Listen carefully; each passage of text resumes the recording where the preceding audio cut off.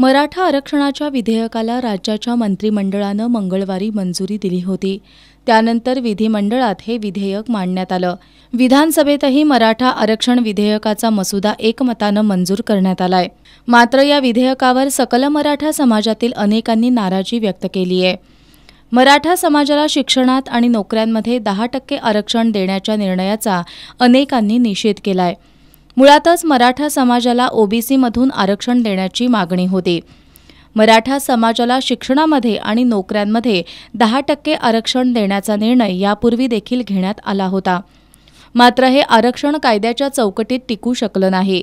पुन्हा हाच निर्णय घेऊन राज्य सरकार गोरगरीब मराठा समाजाची फसवणूक करत असल्याचा आरोप सकल मराठा समाजाचे बाबा इंदुलकर यांनी केला. मुख्यमंत्री एकनाथ शिंदे यांनी छत्रपती शिवाजी महाराजांची शपथ घेऊन मराठा समाजाला आरक्षण देणार असल्याचं म्हटलं होतं. मात्र हा निर्णय म्हणजे निव्वळ फसवणूक असून नको असलेलं आरक्षण आमच्या माथी मारलंय असा आरोप इंदुलकर यांनी केला. आणि जे नको आहे आणि जे कोर्टाच्या पायरीवर टिकणार नाही असा पूर्वानुभव आहे, जे इंदिरा साहनी खटल्याच्या निकालाच्या विरुद्ध आहे, 2021च्या सुप्रीम कोर्टाच्या निकालाच्या विरुद्ध आहे, असं न टिकणारं आरक्षण आमच्या माथी मारलंय. तेही मराठा जातीच्या मुख्यमंत्र्यानं, ज्यांनी मराठ्यांचं दैवत छत्रपती शिवाजी महाराजांना स्मरून शपथ घेतली होती, त्यांनी मराठ्यांना फसवलं नाही, त्यांनी छत्रपती शिवाजी महाराजांना फसवलं आहे ह्याचा विसर त्यांना पडता कामा नये. आणि दुसरे आमचे जे मराठा उपमुख्यमंत्री आहेत त्यांनी आम्हाला फसवलेलं आहे. मराठ्यांची, मनोज जारंगे यांची त्यांनी या दोन्ही मराठा नेत्यांनी आणि सभागृहामध्ये असणाऱ्या सर्व मराठा आमदारांनी मराठा जातीला फसवलं आहे. संभाजी ब्रिगेडचे राज्य सहसंघटक रुपेश पाटील यांनी 50%च्या वरील आरक्षण ही मराठ्यांची फसवणूक असल्याचं सांगितलं. महाराष्ट्र सरकारनं 2014 आणि 2018 50%च्या वरील आरक्षणं दिली. मात्र कालांतरानं ती न्यायालयानं रद्द केली.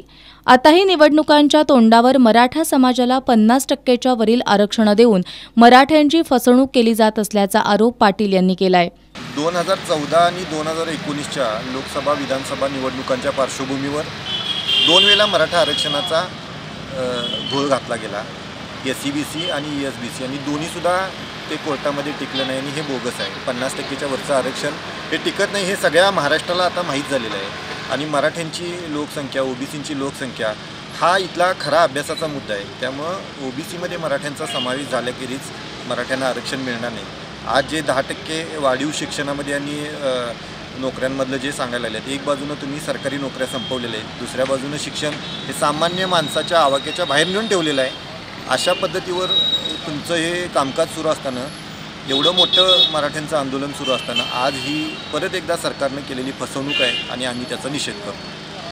अखिल भारतीय मराठा महासंघाचे राष्ट्रीय उपाध्यक्ष वसंतराव मुळीक यांनी 10% आरक्षणाचा निर्णय म्हणजे मराठा समाजाला झुलवत ठेवण्याचा हा प्रकार असल्याचा आरोप केलाय.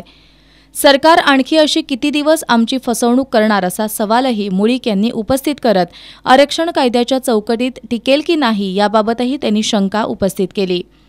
जल्लोष करायचा की काय करायचं अशा संभ्रम अवस्थेत मराठा समाज आहे.